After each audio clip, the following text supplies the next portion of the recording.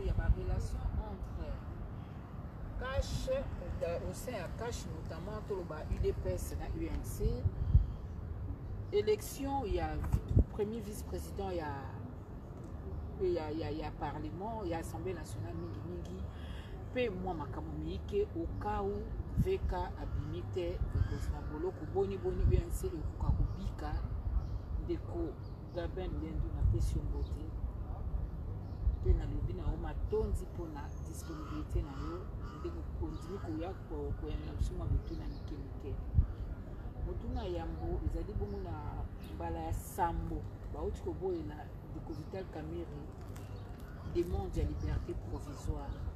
Yo ali molobelito momemi mongongo ya parti na UNC analyse na opona likamboli na ezali Mama Sylvie eloko liboso matondo ebele matondo mingi pona invitation yo otindela kingai en principe fallait tokuta la semaine passée mais empêchement nazwaki empêchement moyen nazala ezalaki te lelo nazwi mwa ngonga na lobi te fo nakende na honore mama parce que asala mosala moko kitoko. C'est pour cette raison naye mpona korépondre na baquestion oyo oza nango sujet tabou eza te poser baquestion nyonso yo olingi nao bandeko batindi voilà poser baquestion nyonso ya bandeko na komeka kopesa bango eyano mituna eza ya bango eyano euta nde epa na ngai et il appartiendra na mutu na mutu apprécier ba réponse onga nazali kopesa en toute objectivité tout en sachant que toza na domaine moko ou moi fanatisme ezaka mwa mingi soko lingi mutu te ata asali mabe te il faut kaka balobaka asalaki mabe so olingi mpe mutu ata asali mabe il faut kaka olobaka asalaki mabe te société na biso eza ndenge wana mais tosala effort pour que tozala un peu plus objectif tolanda ba réponse mutu azali kopesa to analyse yango avant peut-être ya kokota na mafinga oyebi mpo nini bato bafingaka facilement parce que argumenter ezaka pasi po argumenter eza eloko moko pasi soki moto aza na argumenter eloko ya liboso ezali aleki afingi opose la question moko importante en disant oyo ezali énième fois oyo bazali koboya kopesa Vital Kamerhe septième fois bazali koboya kopesa ye liberté provisoire soi-disant au nom il y a indice sérieux il y a culpabilité. Nalingi koyebisa bandeko na ngai ba congolais na ba congolaises que indice sérieux il y a culpabilité ou bien intime conviction il y a juge. Indice sérieux il y a culpabilité ezali eloko oyo ezali kolakisa ke mutu asali mbeba songolo ou bien mbeba mpakala. Nde babengaka na lopoto en particulier na jargon ya ba juriste indice sérieux il y a culpabilité. C'est-à-dire tango totali dossier yango sur mutu tomoni ke biloko oyo biso to retenir contre ye ezali tellement sérieux parce que to analyser yango tomoni yango tomoni ke ye faut azala à commettre yango en attendant juge aloba c'est ainsi que tomoni ke faut to garder ye babengaka yango na français indice sérieux ya culpabilité oyo ezolakisa ke yo nde osali eloko yango mbeba yango oyo bazali ko reprocher yo. Intime conviction à juge ezali arbitraire te ezali eloko oyo ezo permettre juge na procès à comprendre que eloko yango elekaki boye ou bien eloko yango elekaki tout ça. Cela suppose que juge il faut azala mutu moko aza neutre impartial sans parti pris parce que ce qui aza neutre te aza impartial te aza sans parti pris te conviction na ya kosala en fonction à sentiment ou aza nango mais ce qui azali neutre aza impartial conviction na ye koya na ba fait oyo ezo mi présenter pareil. La linga ina préciser moi ba biloko mibale wana po bato ba comprendre. Awa makambo nga nazali koloba nazo inventer ngo te kongomani nyonso ko vérifier ake na réseaux sociaux atali ordonnance pe ba tchaki yango na réseaux sociaux ba tout eza ordonnance numéro 1575/2020 ordonnance 1575/2020 statuant en chambre du conseil sur la demande de liberté provisoire. Ordonnance Oyoza, ordonnance juge à Randaki le 11 avril 2020. L'ordonnance en Gobalobini. Oyoka batoazo finga, mais batanga ordonnance, batebele batanga raté. mais ceux qui ont tangité pour commenter makambo yo tangate mais mutu soka pe sur référence tanga biloko yo et puis yakana contradiction mboke kendaka liboso ndengwa n'ordonnance au balobi les ministères publics ezali parquet représenté par l'avocat général Kaluila Mwana Sylvain nazo tangela bino pour vous comprendre que nazo inventé l'autre côté Congomani nyonso akoki ko vérifier makambo nga nazolo. Les ministères publics représentés par l'avocat général Kaluila Mwana Sylvain a allégué, a fondi, a reproché na Vital Kamerhe nini que Vital Kamerhe a détourné Musolo babengi Musolo à l'État, Misolo à l'État, en passant par les mécanismes de gré à gré, à l'équipe opesa entreprise ndenge ya lingaki, entreprise ango eza ya lukuta ezalakate. Entreprise ango kombo nango nini? Samibo oyo azwaki mbongo.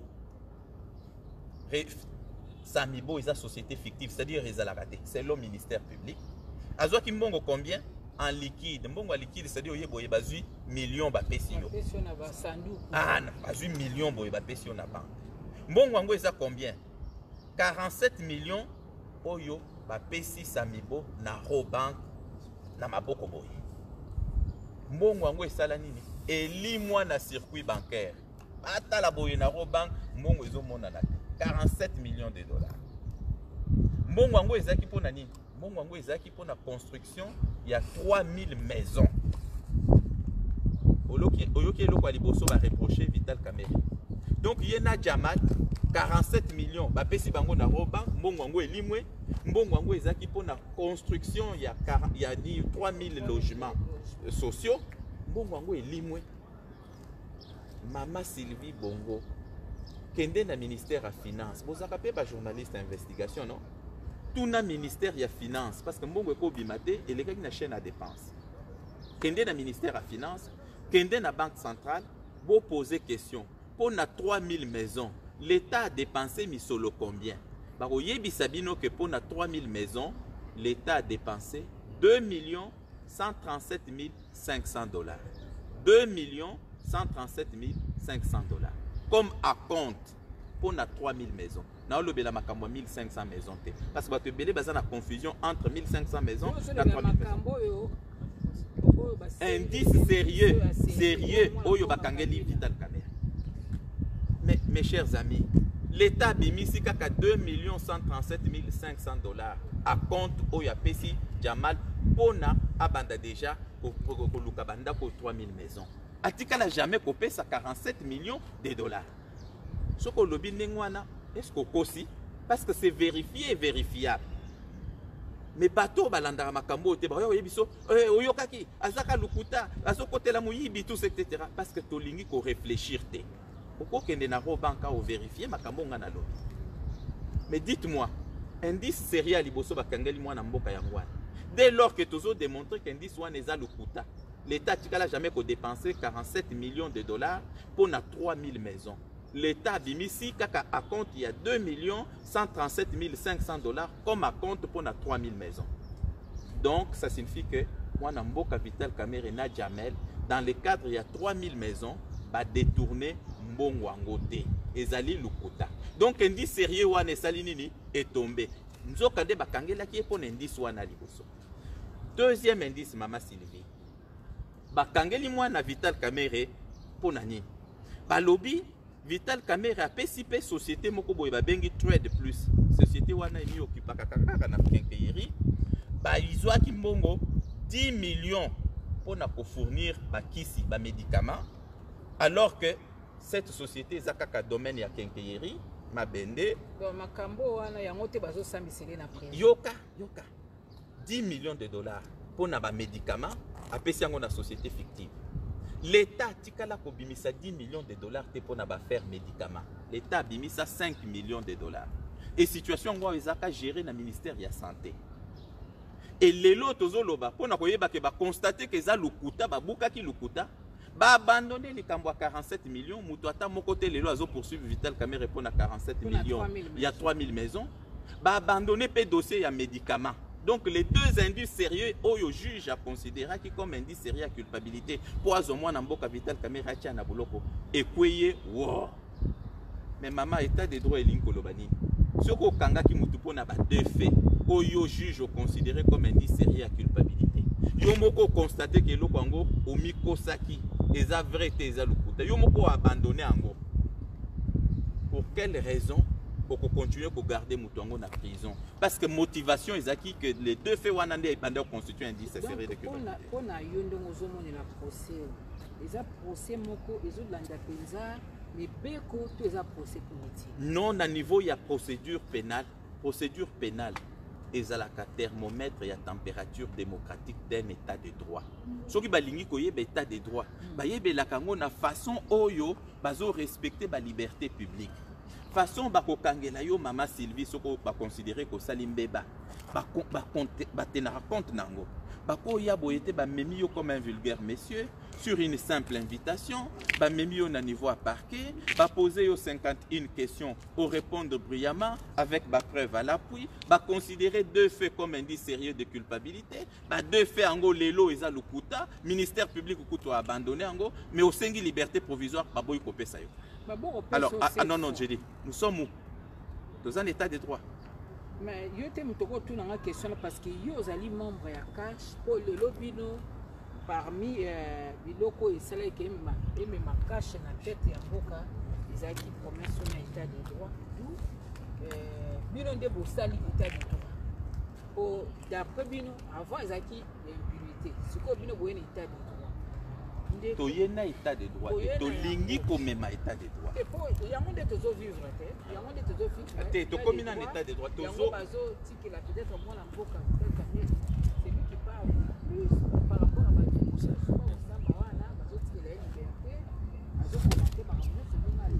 Est-ce que justement, au groupe fait ça, la juge confiance na niveau il y a tribunal, moi ma kamboeleki moi bien. Dans le moi bien parce que juge paye il fallait être beau et repérer ses libertés provisoires. La liberté est un principe autant que la constitution. Bozo kanisa que ceux qui baillent les lots au sali moi mbeba pouf bakangi yo. Ceux qui ndaku na yo place yo fanda kayebani. Ceux qui fuite na yo eza à craindre te et qu'à chaque fois que justice a rozana posa na yo au commis présenté. Ceux qui indiquent sérieux de culpabilité exacte, juge a droit au kangayote. C'est ça l'état de droit. Non, non, maman.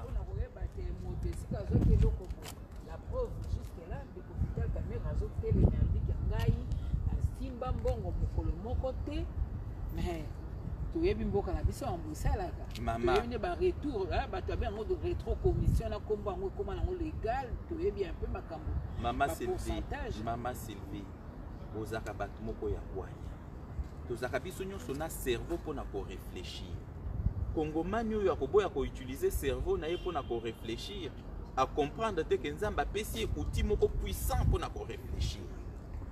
D'abord, de lukuta onga na pesi yo. Kende o vérifier. Les lots yebi ke ba abandonner les deux faits là. Mais ça na autre chose, c'est pas important pour Ayoka. Deux faits wana ba abandonner alors que ba kangaki mutu sur base il y a deux faits. La conséquence logique aurait été quoi? De dire, nous vous avons retenu sur base de deux faits, au bisoto considéré comme constitutif et un indice sérieux de culpabilité. Mais après avoir examiné la situation, tout le monde est allé à l'Okuta. Par voie de conséquences, tu as abandonné en gros. Tu as sur liberté provisoire, mais chaque fois que le juge a commis présenter un homme libre pour répondre à ma kamususo bisoto retenir contre yo, à savoir ce qu'on appelle la citation à prévenir. Ça la kandingi wana dans un état de droit. Totika la jamais causé un état de droit. Tolinginde kocha état de droit. État de droit, état de na niveau wana rassuré ngate. Et Congomani nyonso alingi état de droit parce que batebele balobela état de droit mais bayebi contour état de droit. L'état de droit est basé sur plusieurs postulats dont la présomption d'innocence. Yoko bandate ofandi yomoko na tongo bandi obenga mutu muyibi. Non. Juge nde il faut landa processus normal à travers un procès moko équitable où le droit de la défense est allé respecter pour comme la conclusion que Moutoute la yibi ou bien Moutoute la yibité. Mais dans le Canabiso, ce qu'on défendre un présumé innocent, Oyo Kaba Kongomani Kuna, Oyo Bayebi contour il y a état de droit, Talayewa Nazo défendre Mouyibi. Mais Aza déjà Mouyibi avant qu'il ne soit condamné. C'est ça l'état de droit. Biso déjà depuis l'année passée, n'a évité ce que on a document mis des écouteurs déjà pour ta présidence ou sur instruction du chef de l'État payer tel montant la société Boé société Boubaoto créant il y a 2 mois, il y a 1 mois et demi, au moins on a millions de marché miné. Au départ, quand on a ça, ils ont fake news, comme beaucoup et comment laboratoire, il y a des réseaux sociaux comme mingi koleka. Est-ce que Vital Kamerhe n'a pas vu les dangers venir? Ou est-ce que document sur instruction du chef de l'État en procédure d'urgence? Est-ce qu'il n'a pas vu les dangers venir? Mais vous condamnez Vital Kamerhe pour Annie. Est-ce qu'il y a une lettre au président de la République adressée à la ministre de la Finance? Ezawapi. La kisanga lettre, peut-être, si le lot n'a pas signature, il y a président de la République, peut-être qu'il y a bien go. Oui, signature, il y a président de la République. Signature, il y a président de la République. Oui, bien go. On a bien go. Pourquoi? Parce que pour nous, un document où ils ont signé par le président de la République, ils sont quand même rares parce que généralement, le président de la République a les services naïe. Mouto Azana signature lelo ya son excellence monsieur le président de la République Félix Tshisekedi Antoine Chilombo à la Kisanga Siko. Peut-être batmusous ba monango mais ngana monango na noté. Pourquoi? Parce que le président de la République il agit par les DIRCAB. Il agit par ses services. Et notamment DIRCAB. Le premier c'est les directeurs de cabinet. Bato belé balobaka parce que va travailler en administration. Il a profité pour abuser de son pouvoir. Non. Ce qui a abusé qui le président de la République n'a constaté qu'il a abusé. Parce que chef Vital Kamerhe est président de la République. À maintes reprises interrogé, le président de la République a reconnu que jusque-là, son directeur de cabinet faisait bien son travail. Bolanda a interview, oui ou non? Moutouakou évaluer Vital Kamerhe est président de la République. Lorsqu'on va poser question au président de la République, le président de la République a lobby jusque-là, Nazane Loko, directeur de cabinet Nangazo Samsala Naebia. Alors, de quoi on parle? Vital Kamerhe n'est pas sous la direction Yayo ou bien Yangai. Il est sous la direction du président de la République. Mais c'est lui qui évalue Vital Kamerhe à maintes reprises a dit ce monsieur fait bien son travail. Attends. Comment s'est retrouvé place au oui, c'était Nazoloba. Toi analyser, madame. Toi analyser. Après, tu recommandes ma conclusion. Conclusion que forcément pas nangaté. Que peut-être pas nayo. Na côté que chaque Congolais a conclure. Lorsque le président de la République, parce que le président de la République a fait sa instruction mingi verbalement. Quand je dis verbalement, c'est-à-dire en tant qu'autorité suprême. Parce que qu'est-ce qui se passe? Les directeurs de cabinet coûtent à la président à tout moment. Des fois, c'est lui qui couvre certaines audiences et est chef de l'État. Il en est de même na directeur de cabinet dans le niveau ministère. Quand le ministre veut recevoir une délégation, vous verrez les directeurs de cabinet, ministre Ayewana, na note, azozo ba note. Après, à cause de l'orientation à ministre, ministre a koyebi ça y est, pour un dossier tel, na monio salabo et tout ça, azo noté. Tant qu'on va na bureau, à sali siko ba lettre. Son Excellence, Monsieur le ministre, me charge de sur instruction de Son Excellence, Monsieur le ministre, je vous invite, tous, etc.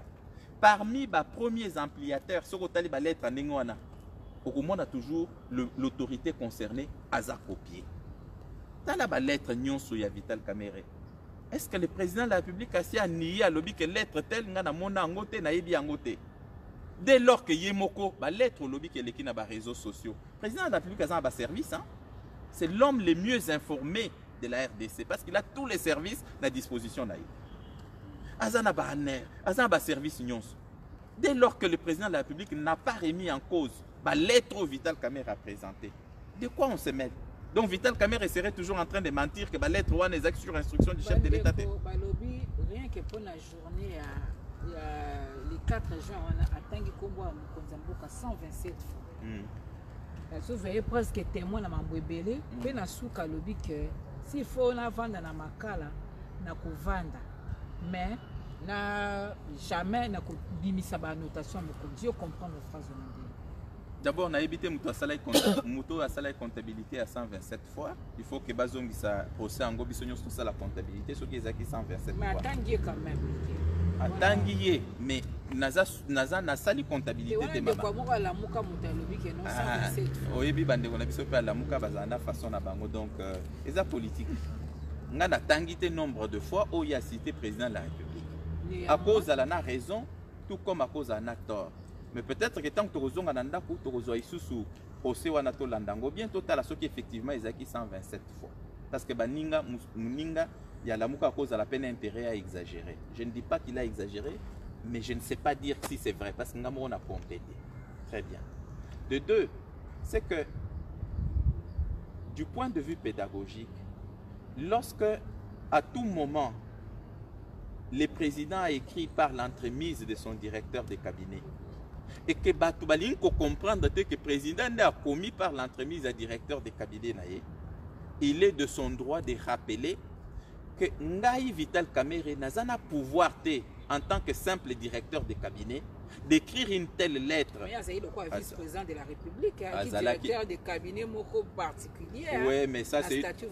On est à commentaire, il y a bateau bazaka na République à réseaux sociaux. Influence oyo de Konangai Gabanulendo.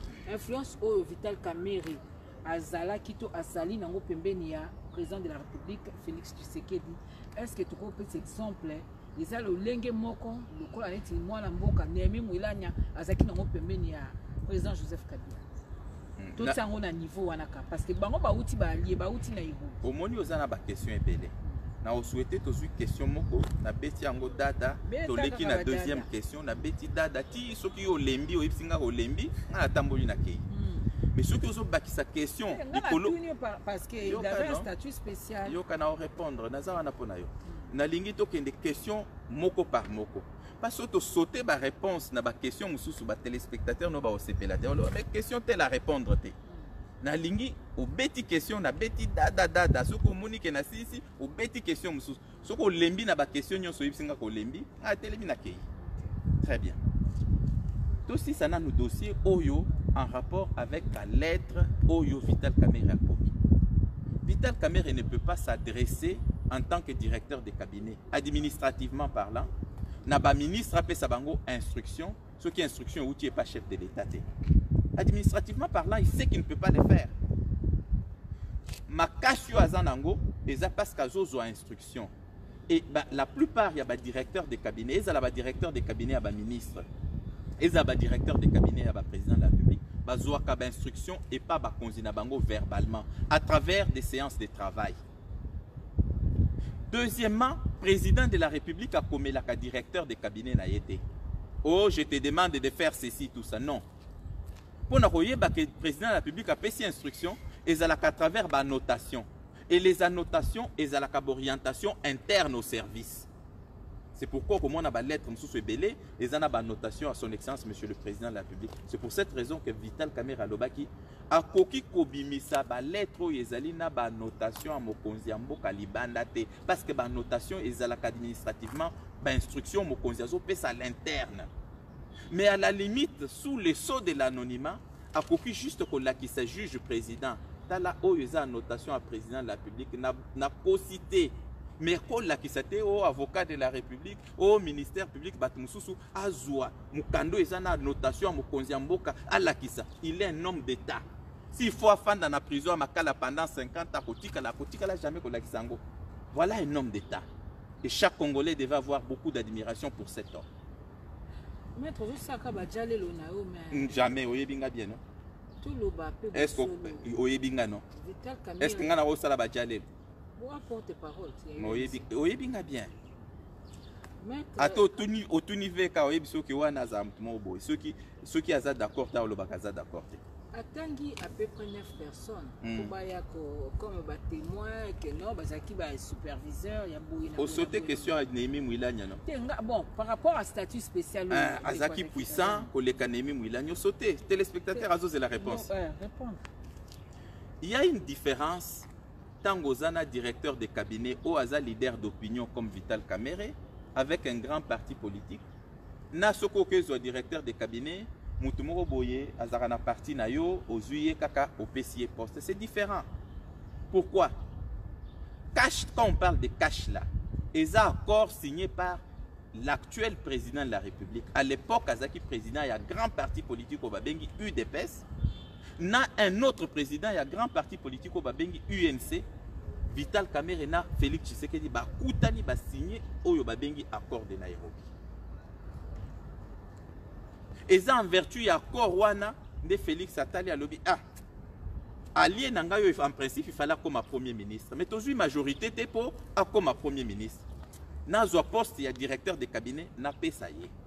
Nde aye ko nommé directeur de cabinet. Muto ya zana envergure politique lokola Vital Kamerhe compte tenu ya leadership na ye azana grand parti politique oye bien bien. Pourquoi comparer tena Nemi Mwila nyaza mutu moko bake bazui petit yakawa zala aza petit na ngate o comprendre te eza mafinga te ngala finga te oye bien bien te tana lo ba petit aza petit na ngate vous comprendre. Nemi Mwilanya, avec tout le respect que je lui dois, et d'ailleurs je les salue très respectueusement. Je veux dire, au sein d'un parti politique, aux chefs de parti politique, au lobby, au bengi petit morobo petit yakawa comme directeur de cabinet nanga, et que sani na muto aza leader na parti politique naye, bo sangani comme allié au commissaire directeur de cabinet. À telle enseigne que ce Vital Kamerhe a commis quelque part, Maman Sylvie, ce qu'on a à caméra, ta aux yeux fati 10 000 fois. Mais ce qu'on joue PV, quand ressentir qu'on a à l'aise. Il faut qu'on soit peu pour la sakasa. Il y a un peu ça qui est ma papou. Mais à Salinini, maman. Mais toujours Landawa. À Salinini. Toujours Landawa. À Tangi 9 bateaux, là qui le quoi la supervision. Sur les 9 fois, normalement, il fallait presque décharger. Mais tu se rendre compte, Nini, que Bandeko Bakabwana na INC. Ne balbaka o bamso bakayeba kovanda na bateau. La relation apparemment est bonne entre Pierre Kangoudi et Justin Bitakura. Il y a un bimi modèle et bimi wana. Bandeko pe muso albi vendre lima B55 na ban. Il y a un moni conseiller Bilomba pe aye aniki ko nika. Donc bateau a teke likia pour na ba sauver. Aza pour ça ba sauver yete. Argument contre argument, preuve contre preuve. Maman, ceux qui ont une infraction, moko sabinoté, ceux qui ont déjà battu babandi, oh non, détournement intellectuel. Balingi bako manda ce qu'on appelle raisonnement juridique frauduleux. C'est-à-dire, balingi ba le kanelo comme robo ya lukuta, pour bako c'est la mutu makam. Ceux qui ont lobby que mutu a détourné mbongo. Question congomane union soazali commis posée. Vital Kamerhe a détourné combien d'argent? Comme riche, bon, maman, n'expliquons d'abord une infraction à détournement. C'est ainsi que Babandi a préparé Bino psychologiquement parce que lors de ces procès, Batebele va comprendre que le ministère public est en difficulté. Batebele va comprendre que l'avocat de la République est en difficulté. Même pour nous poser des questions normales, boye pas Vital Kamerhe a commis. Bon, sentiment na yo ezanini, tango yoki que 57 millions et bimi, mais ngana wana te pour nous exprimer sentiment nanga. Non, non. Je vais mettre les feux. C'est aussi ça dans nos dossiers parce que zolo makamoko important. Nga linga kato kende pièce par pièce, dossier par dossier, question par question. Voilà. Na lingi te soki na longwa wa bato ba na répondre na ba question noté. Nazo betango dada yo pe ndimi que non, moi mobile lui a répondre na ba question na nyonso. Au lobby, Vital Kamerhe a lobby pièce contre pièce. Au lobby que nga na détourné mbongo. Pour détourner l'argent, il faut que bazoa ki mbongo ngo ba pesa ki yo ango. Et tant ba pesa yo mbongo ango, yo salinini ozui soit au changer affectation en mbongo, soit au yibi mwandambo en mbongo na kati ya mbongo ba pesa ki yo. Or Vital Kamerhe démontre noir sur blanc que mbongo nyonso soki bafutaki et les kaki na circuit normal. Ministère à budget à liquider, ministère à finance à ordonnancer, banque centrale à fouti. A fouti coûte pas Vital Kamerhe te azui mbongo a memi yango et pas na compte ya prestataire de services. Maintenant pour le bac Vital Kamerhe a yibi mbongo et koti na compte à Jamal, il faut prouver que tant mbongo et koti na compte à Jamal, Jamal passe à la qui revirement azui mbongo mususu koti yango na compte ya Vital Kamerhe. Toqué de Lukuta à Lukuta. Vital Kamerhe a 15 millions de dollars. Bakangi a lobby bon. Boloba qui a 15 millions de dollars. Boya peine à procès à 15 millions de dollars. Na samba, bakongomani batala ceux qui nga na 15 millions de dollars. Silence radio. Na Mama Sylvie Bongo a lobby la sous makambo 15 millions de aposa. Oifandi Mukeo Vital Kamerhe a détourné 370 millions de dollars.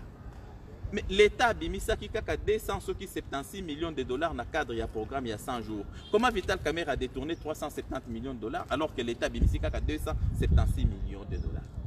Babosaniang. Après, il a commis au nom Makamboasso des moutons. Azamou Yibi a détourné Mbongwasso des moutons. Baba d'instruction boye, ba abandonné saut des moutons. Til le loba lobela kango li sous-souté. Alors que saut des moutons est bloqué parce que le gouvernement a bandé jusqu'au Bimsambongo. Depuis qu'il a décidé que le gouvernement Bimsambongo, au moins Misalande ont avancé.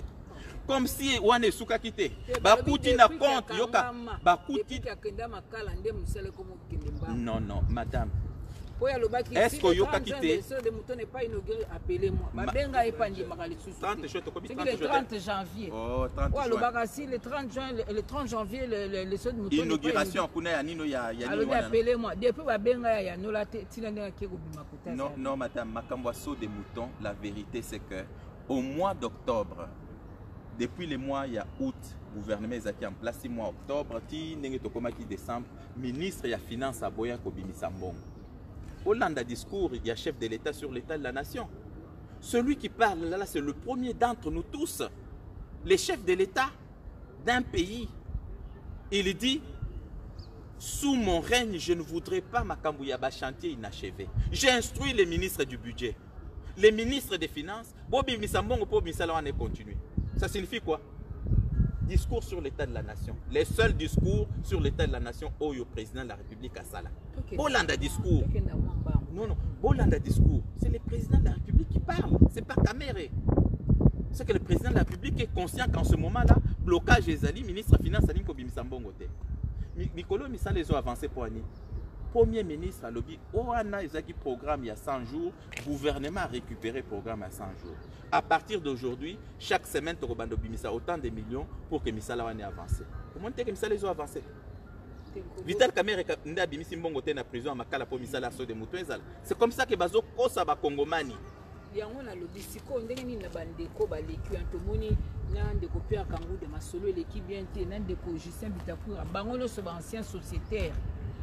Ancien sociétaire na ye na UNC bandeko pe abino bazalaki à la création il y a eu des UDPS nga kutuna yebi ke mukubwa Pierre nde tozako benga wana pena ele Vital Kamerhe ele Pierre Kangoudia mais to ko mona ki ba relation ça bien té et que ko se faire ressentir même na kata procès tout le monde sous na mupandi mwana mboka Marcelin Bilomba wa conseiller principal et Kofin et pas mokonza mboka kuna pe masolo l'équipe na muté les soni ko tirer na makambo.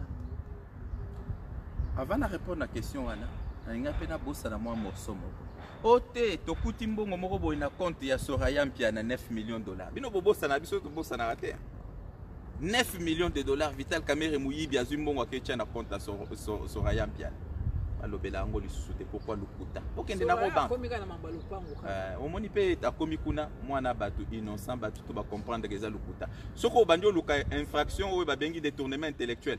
Okokomati okomi oluka ote tomonaki Mama Sylvie Bongo les jours wana zaki na Robank bolakisa biso na nous compte na yo total ezana combien bon parce que ozoluka un détournement intellectuel les détournements matériels ba pesa ki 1 million de dollars 1 million de dollars ezaki pour ça les loko songolo ça les loko ngo ou pas etc.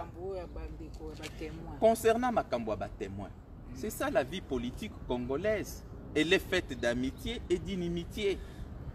Et Kozana Mutoyo à qui tu as tout donné. Mais à un moment donné de la vie, parce que Boyo Kanité sur Eloko Songolo a décidé à Inayo. Soko Talibango Nyoswana, Bitakuira, Pierre Kangoudia, Nabatum Suswana, Baleka qui a part Bilomba, Tokota Makamba Bilomba, Ezani. Oh, vraiment, décision yo, président de la République, Azoa qui part directeur des cabinets, ça nous avait beaucoup asphyxié. Landa bango nyonso donc bazaka déjà na rando ndenge ba pekisaka bango ba pekisaki bango ba bimisa misolo à l'état landa bango nyonso koyoka bazongeli place wana mwa mingi communiquer wana paradisa ki biso mingi mais c'est tout à fait normal quand il y a un président de la République qui vient d'être élu un gouvernement qui est démissionnaire. Botiki batouana ba banda ko engagé. Maman, avant que le gouvernement soit en place, bakozwa cousin, cousine, nièce, neveu, etc. Yokana na si sa place wana. Tu can expliquer place wana. Okoya okomi boyozu entreprise publique à l'État oyoki ki ba recruter déjà 500 personnes. Ce qui va constituer une charge pour l'entreprise. C'est ainsi que généralement, même pendant la période de Mobutu, quand il y avait un nouveau gouvernement avec Nino, on prenait toujours une mesure pour interdire sortie à Bambongo. C'est tout à fait normal. Et cette décision a été prise par le président de la République. Le communiqué a été signé par son directeur de cabinet sur instruction du chef de l'État. Il ne faut jamais oublier ça. Alors, maintenant, c'est ainsi que Bandekouana inimitié et quota. Et des deux, Oyebi ke Kangou Diazaka ministre ya budget, Vital Kamerhe. Moi, na mobali wana la plupart à bas poste à zone à Vinaye, Vital Kamerhe nda Pesaye. Il était directeur de cabinet Vital Kamerhe dans l'Assemblée nationale. Batebele ba yebate. Mais attends, on a qui au dé na finance, je ne pense pas que c'est Vital Kamerhe. Oye bandeni pas ça fait 30 ans. Parce que il y a pas un parcours na épée. Oui, mais parcours wana soko tali la plupart à Babilo ko ya zone à vie. Pour constater que d'une façon ou d'une autre, c'est par l'entremise à Vital Ndazouango. Azwa ministère les plus importants, il y a Nino, il y a UNC, grâce à Vital Kamerhe. Mais malgré cela, bakota moi inimitié moko boye, to comprendre kate. C'est ainsi que ce qu'on moniwana, c'était l'expression de l'inimitié, un sentiment de haine à l'égard de quelqu'un qui vous a aidé dans la vie. Okay. Tout le monde a dû comprendre. Concernant Marcelin, s'il y avait intervention la plus ridicule qui soit, les interventions à Marcelin Bilo. 66 millions. Il y a Siejaka, il y a pondre Mikanda, de Koveka Lobio Saka, Msala Talaxé, qui a 50 notes par semaine, de Yosa distrait le chef à cabinet. Madame, Momoni Poani Naseki, je suis quelqu'un de sérieux.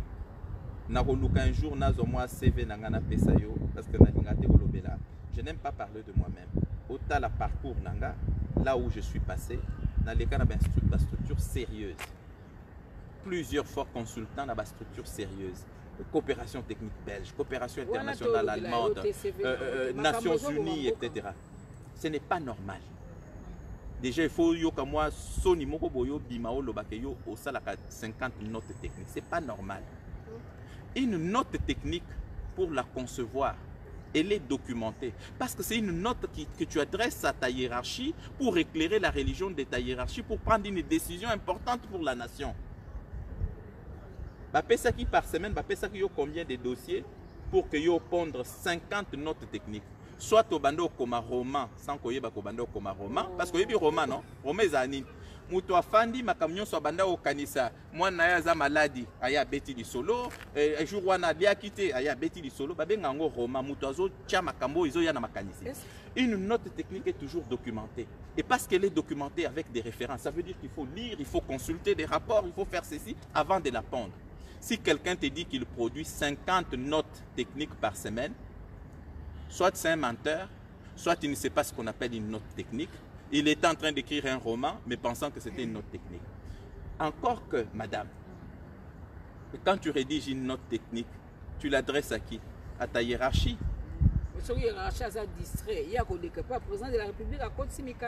Un directeur de cabinet comme Vital Kamerhe, tu lui adresses 50 notes techniques par semaine. Azo reconnaître tes co-rédigeants.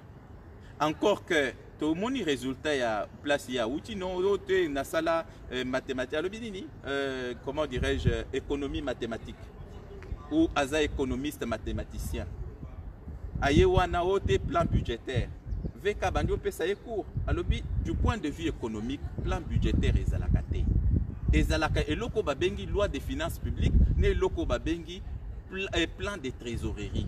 Encore que plan de trésorerie, ça la Kango na présidence de la République et Outaka, premier ministre a Bengi va élaborer ce qu'on appelle plan. Hollanda qui court ou bien Hollanda qui au comprendre les sons et à l'ovanium, Namuto yo a somba diplôme de ou outil Genève. Vous avez la différence. C'est pour dire non madame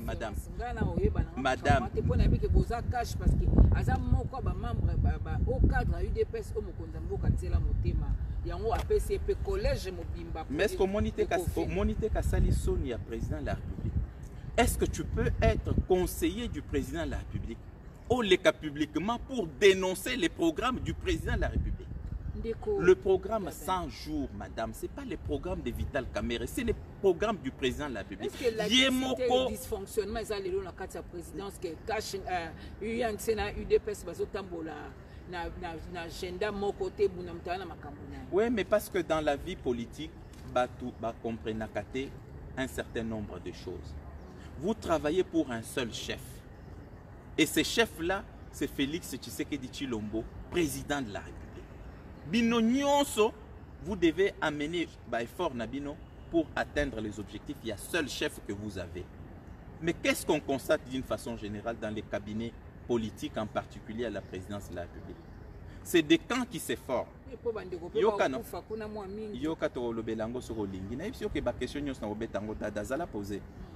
La présidence de la République. Et tous devaient travailler pour un seul chef. Et le chef en question, c'est le président de la République, Félix Tshisekedi Tshilombo. C'est celui-là qui a été élu par les Congolais pour résoudre le problème des Congolais. Mais curieusement, qu'est-ce que nous avons constaté? Vital Kamerhe est là-bas parce que le président de la République a estimé que Eza Mutumoko Mouyaka Mayonaye pour que Bazoa victoire. Eza faveur Théo Asali Vital Kamerhe pour Azalawana. Eza on dirait Yokano.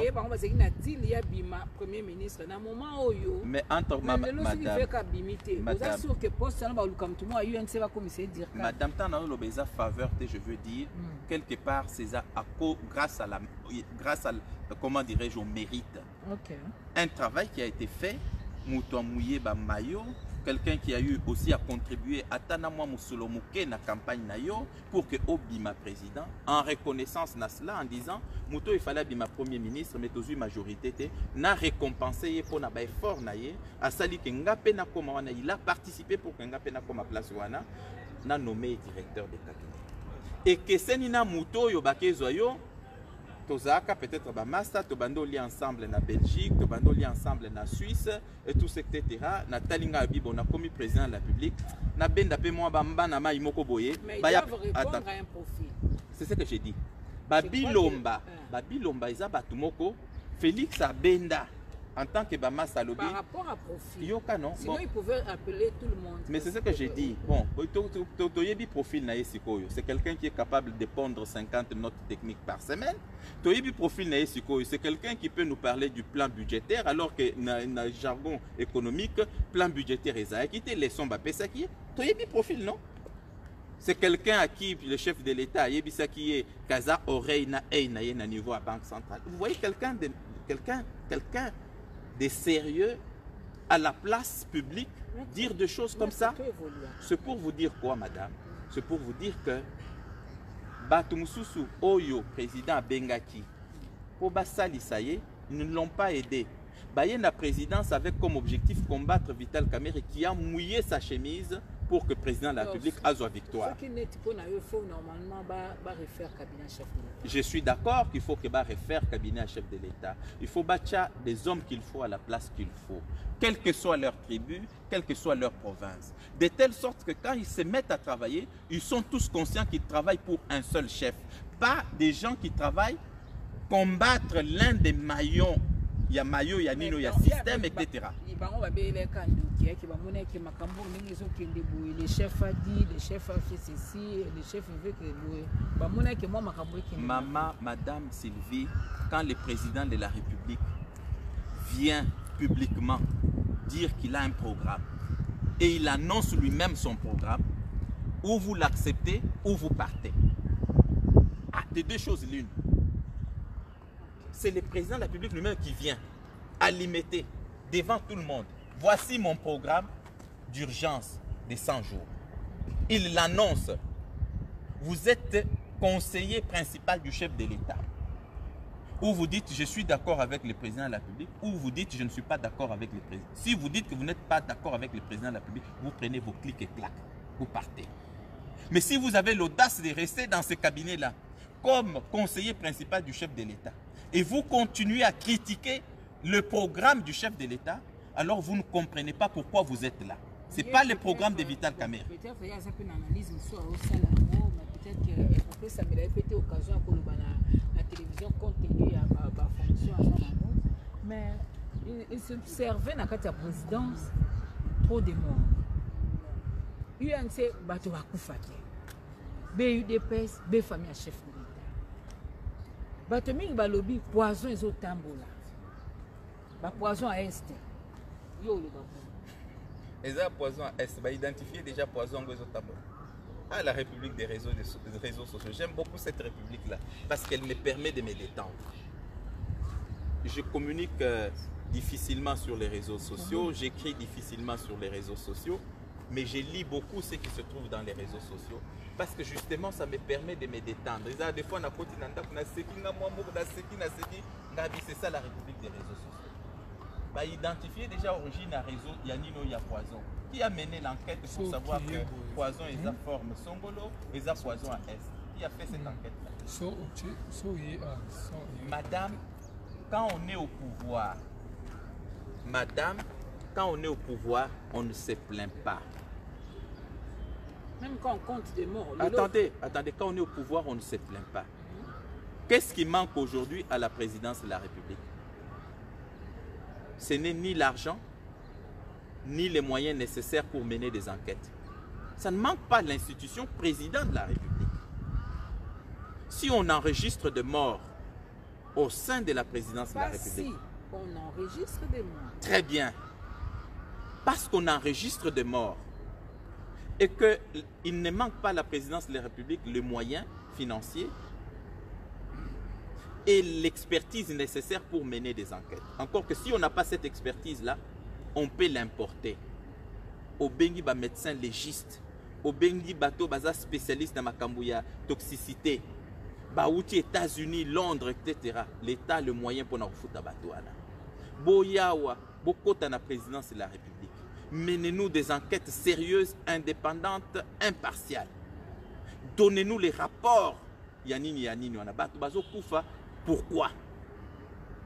Bakopé Sabino cause, madame. Dans quelques jours, dans quelques semaines, ils vont mener des enquêtes pour vous dire Ezaboye. Mais bino na République à réseaux sociaux na bino. Aux arabes fandi, ote, eza poison.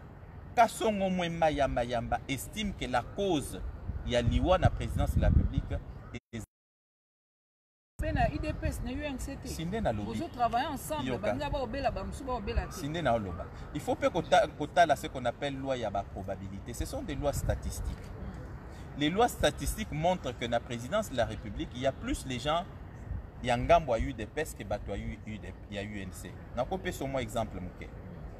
Tozana directeur de cabinet Moko, l'UDPS, quand je dis UDPS, je dis ngambo à président de la République, bazana 4 directeurs de cabinet adjoints. Batubele baye barate configuration à présidence de la République. Na 4 directeurs de cabinet adjoints, il n'y a aucun directeur de cabinet adjoint à UNC. Bango nyonso bazangambouane. Directeur de cabinet Moko. Sur tous les conseillers spéciaux, UNC a conseiller spécial de mon côté. Je suis quelqu'un de sérieux, madame. Regardez-moi très bien et vérifiez ce que je vous donne comme information. Sur autant de conseillers principaux, baza ceux qui 16, ceux qui 17, si ma mémoire ne me trahit pas. Yoka. Yoka, non, on peut s'expliquer. Non.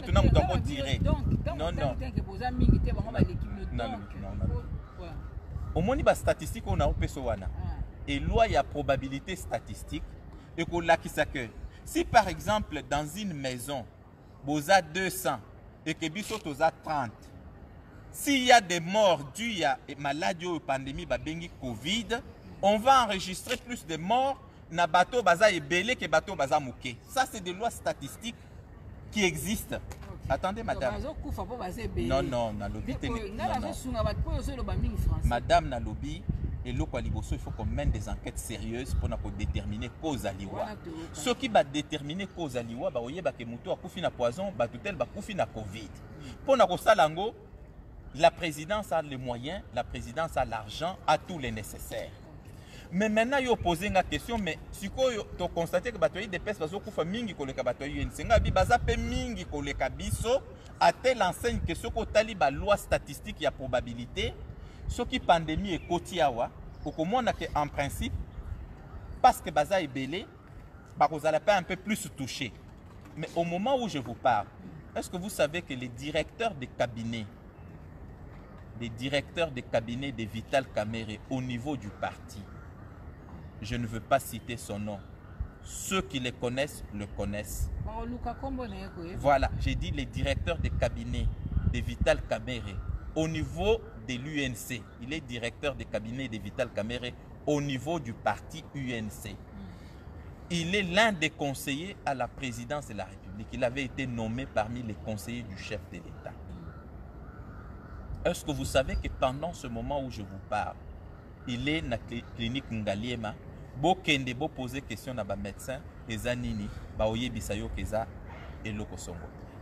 Na pas cité combo maladie parce que je dois préserver Ninaye, mais Kende poser question. On lui souhaite une pompe de guérison, mais en ce moment ici, il est souffrant dans la clinique Ngaliema.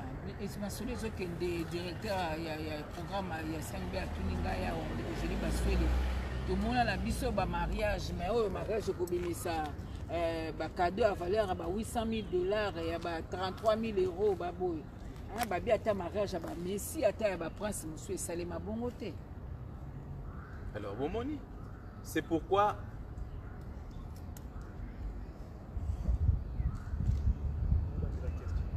Question. Deko Johnny Baswele, le directeur à programme ya CMBDJ a tuni ba question. A boni makambo 800 000 et tout le monde a besoin de mariage que 800 000 $, 33 000 €, 4 jeeps. Attends ba mariage en ba Lionel Messi tout le monde a makambo na té.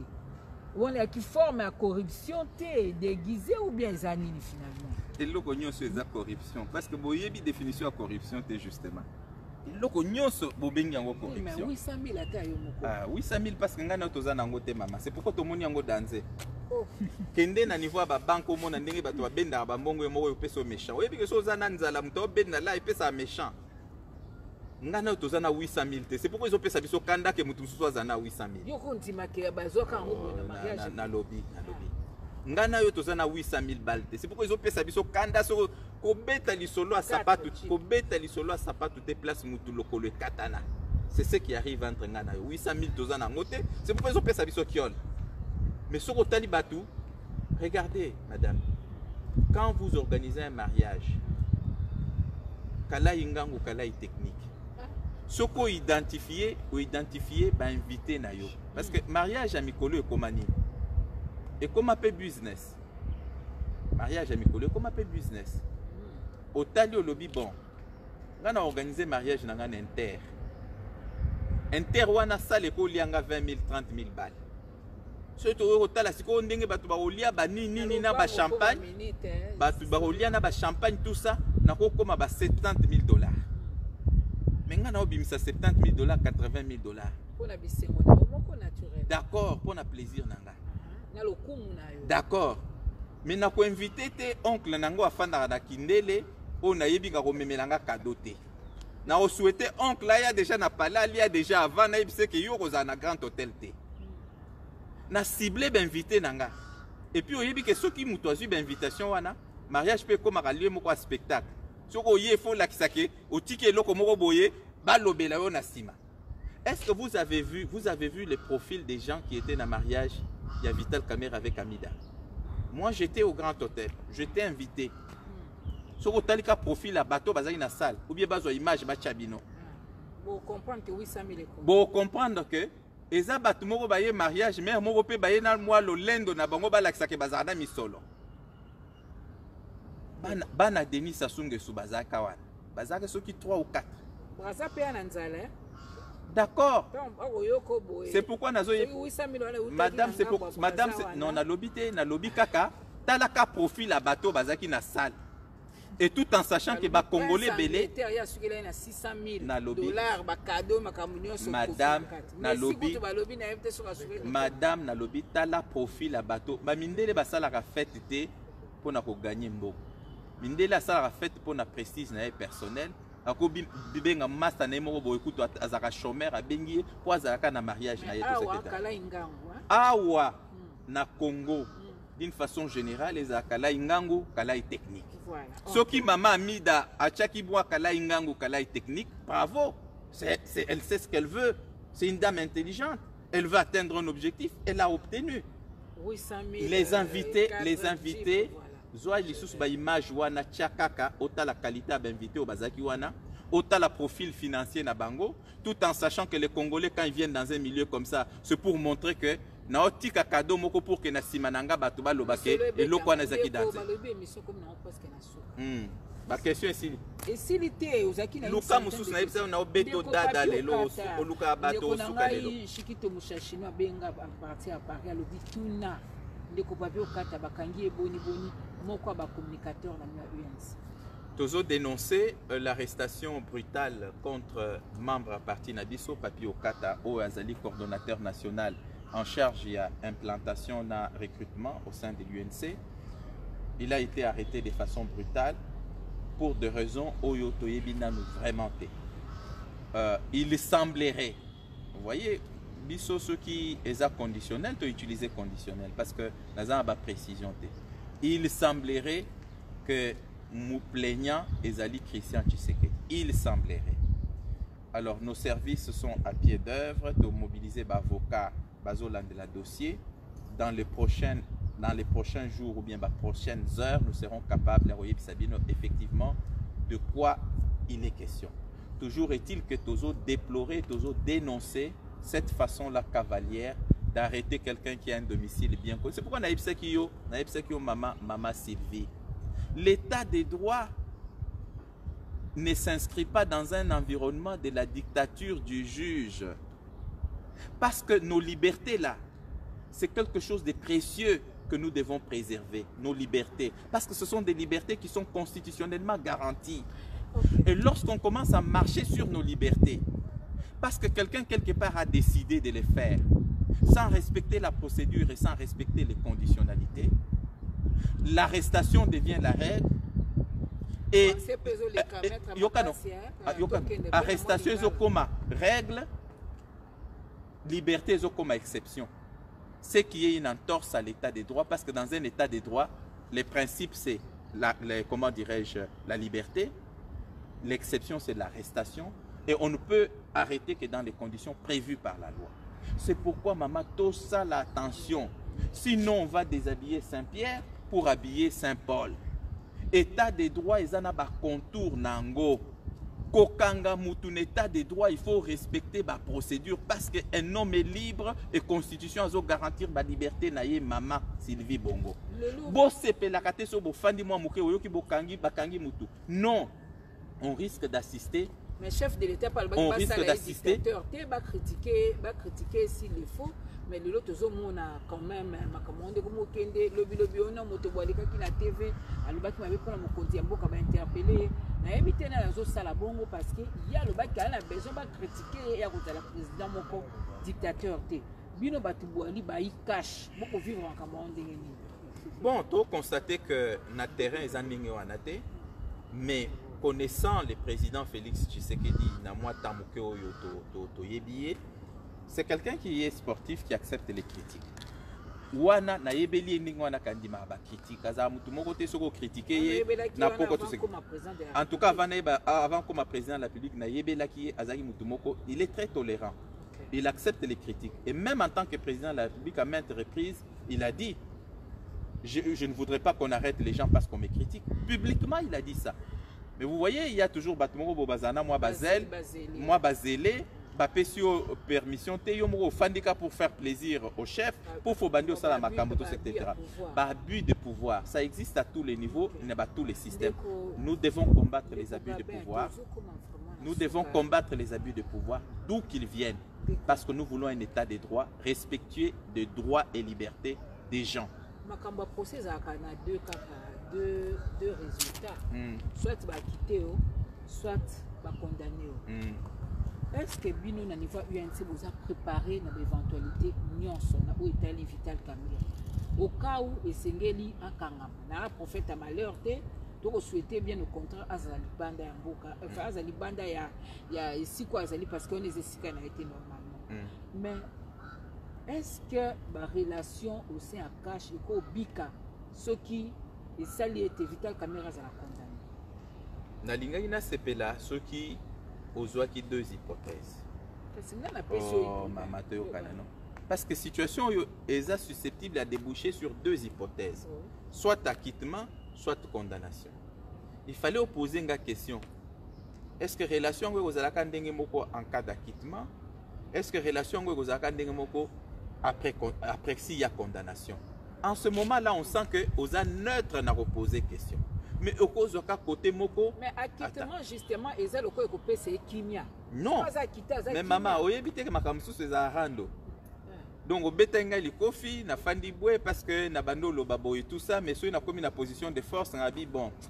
Quelque part moi mobali ou bien moi si yo bon asalanga mabe hein parce que ceux qui n'a comme une situation on a quelque part ezaki rando pe cause là, c'est pourquoi j'ai dit en principe il fallait poser question on a deux aspects.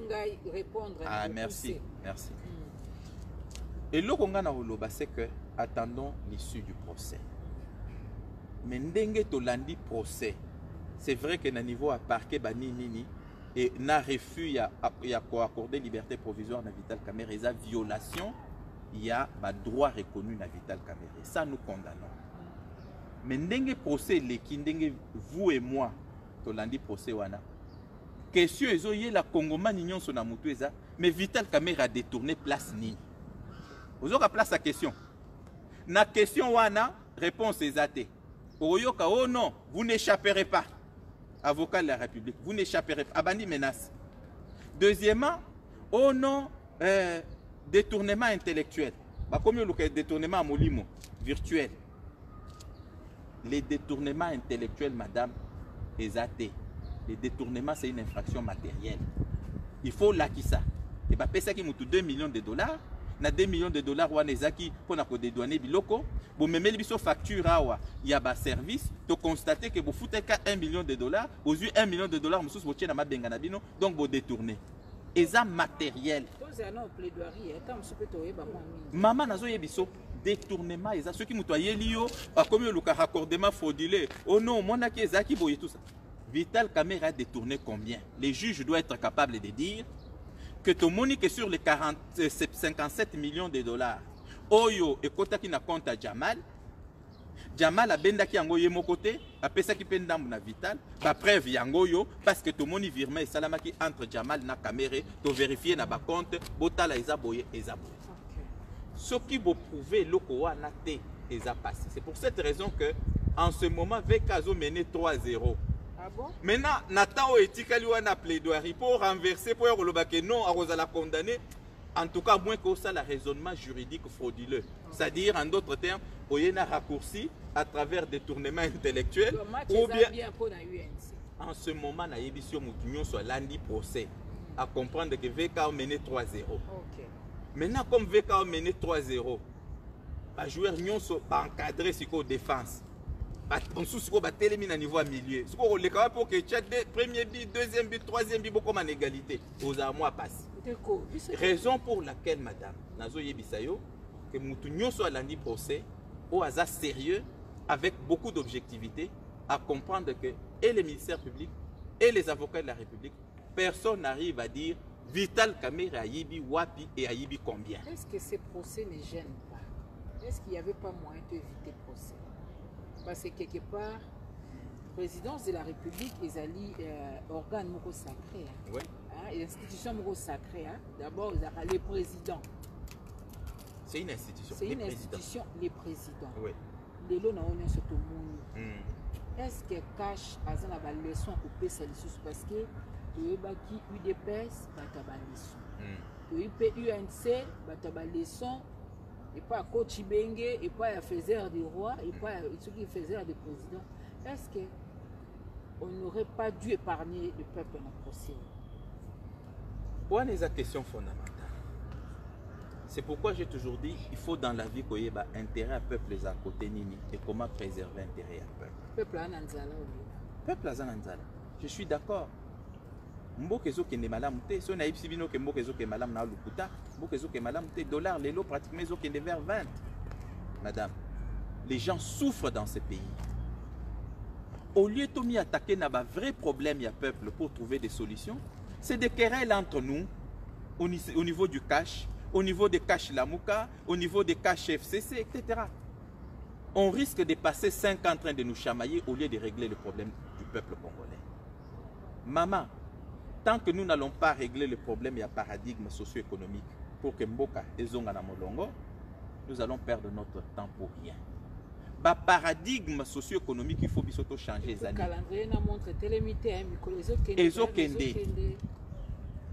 Yo outi soki wapi bazuyo mukonzi mboka a décidé à chayo pembeni. Généralement ayokelio mawa ou bien ami rappeler que quelque part peut-être au Sunga est dans le passé. Était na cité Mutute. Cité Mutute. Libanga mulili wa koganga a yezuye. Chef de l'État ayokelio mawa. Soit ta kanisi ko sali saka un jour, soit ta moni que nous ozara mutumoko bien na vie andimi azoyo a chayo pembeni. Au lieu au sale laye, au commis qu'on combattre le programme naïe. Ce qui tue les gens au niveau de la présidence. Quand je dis tuer, ça veut dire et loko isa obstacle au niveau de la présidence. Et loko isa obstacle. Moi je.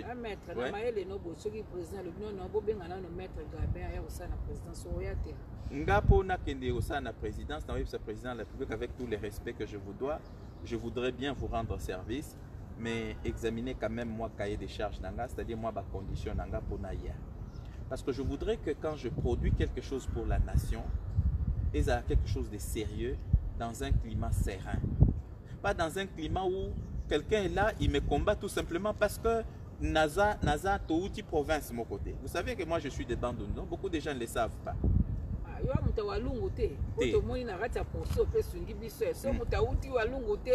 Aza muto kasai to mone loko mozara ke ndé na présidence baby kolomi bali te ngana za nationalisme wana ya liboke moko to ngana za 100% Bandundu na uti na territoire ya Idiofa bato babenga bango bambunda les bambunda. Moi je suis mbunda 100%. Honorable Bamina bon ya za mbunda te mais a uti pe ba côté wana ndé côté ngana uta. Je n'ai rien à faire avec Walumbu. Je défends ce qui est juste. Okay. Les lots, ceux qui procèdent, sont équitables. Les lots, ceux qui procèdent, sont équitables. Donc, VK a toutes ses chances. Hein. Ceux qui procèdent équitables, VK est censé s'en sortir dans ce procès. Okay. Mais ceux qui balingba kende un raccordement juridique frauduleux à travers détournement molimo intellectuel, oyamapata. C'est-à-dire oyozo qui s'attend que mutozo qui est milieu a détourné 500 000. Au combien le raccourci tout ça, c'est là où on va les condamner. Deuxièmement, ce qui peut au lundi discours, il y a avocat de la République. Vous n'échapperez pas. Ah, un avocat ne s'adresse pas à un prévenu comme ça. Le prévenu a dit qu'il va mettre du feu. Ah, madame, il a dit que vous voulez bouffer du caméré. Donc, madame, madame, Moutounio Soyoki, avocat de la République, dire que vous n'échapperez pas. Mais personne n'a entendu Vital Kamerhe dire qu'il va mettre le feu. Mais ce qui a été relayé et pas Batouza que Vital Kamerhe va mettre le feu alors que personne n'a entendu. De vous à moi, on se regarde dans les yeux. Est-ce que vous avez entendu Vital Kamerhe dire qu'il va mettre le feu? Osana audio au coproduire. Ce que personne n'a entendu, on a relayé ça plus que ce que tout le monde a entendu. Tout le monde a entendu l'avocat de la République dire « Vous n'échapperez pas, vous ne nous échapperez pas ». Mais personne n'a entendu Vital Kamerhe dire « Il va mettre le feu ». Mais curieusement, parce qu'on est dans une république des réseaux sociaux, les gens sont allés réperter. Je ne pense pas. Mais maman a posé question. Tozana Batouebela, non? Madame, Tozana Batouebela, non? Ceux qui parmi Bato Bazar, Moko Yoka qui Vital Kamerhe Zoloba, je vais mettre le feu. Au nom de Dieu que nous tous nous prions et au nom de notre Seigneur et Sauveur Jésus-Christ, bien au contraire, on a entendu Vital Kamerhe protester en disant pourquoi on s'en a publiquement comme ça. Moi, je suis un pacificateur. Parce que Ce qui veut dire, madame, ce qui veut dire, les gens ont développé ce qu'on appelle l'audition sélective. Et loko mutualin koyoka, ate za vérité te, yebisa yango abetelo maboko. Mais loko alin koyoka tate za vérité. Aoleka kuto bandi ofinga yo alongwa kuna azo soutenir Moïse. Le 12 juin, il faut beaucoup na bino cash beaucoup na bo désigner enfin élection au sein pour na moto pour remplacer président, premier vice-président de l'Assemblée nationale, Jean-Marc Kabound.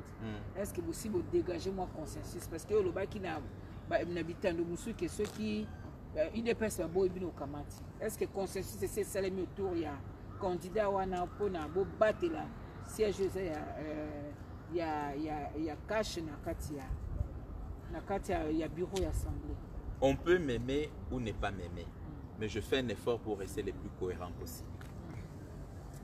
On peut m'aimer ou ne pas m'aimer, mais je voudrais rester le plus cohérent possible. Poste, il y a premier vice-président de l'Assemblée nationale, et ça poste dédié à cash. UDPS. Cash. Et ça poste, il y a cash. Ça veut dire UDPS, UNC.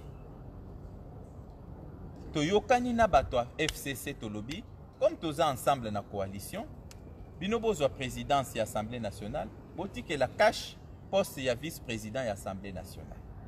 Balobi iyo.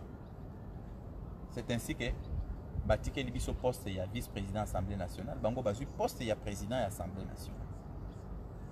Maintenant, na niveau IDPS UNC total Tolobi non. Bande qu'on a biso IDPS ba dekibiso na nombre ya ba députés nationaux.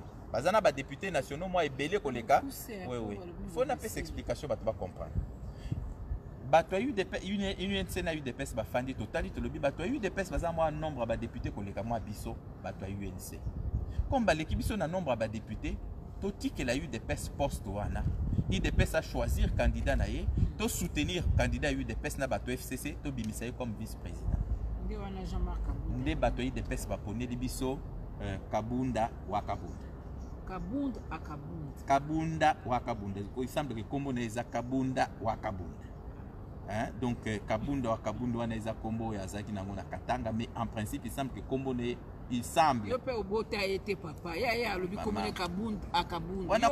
Wana kombo ya zwa Katangwa bando mibenga Katange. Mutu ba yebisi biso ezaka bato UDPS ngati yo tika peso information. Olingi polémique wani. Nga lingi polémique te. Balobi eza Kabunda wa Kabunda. Balobi kombo il semble que kombo ne yango. To yebite me bato UDPS nde bazolo. Bo ba oyi ba yebi bien koleka ngana yo. Alors bazui poste wana basanini balobi ba pesa. Bazui poste wana basanini ba pesiye. Bato UNC ba soutenir ye, bato IDPS ba soutenir na bato FCC, c'est ainsi qu'abimi premier vice-président. Na beaucoup c'est lelo. Après sikoyo ba komi kuna na ba déclaration banini ba yokanité. Bato FCC ba décider ba longola ye, effectivement ba longolier. Le président national de l'UNC a soutenu son allié UDPS. Au moins la grandeur d'un homme. Hein. Malgré le fait que certains...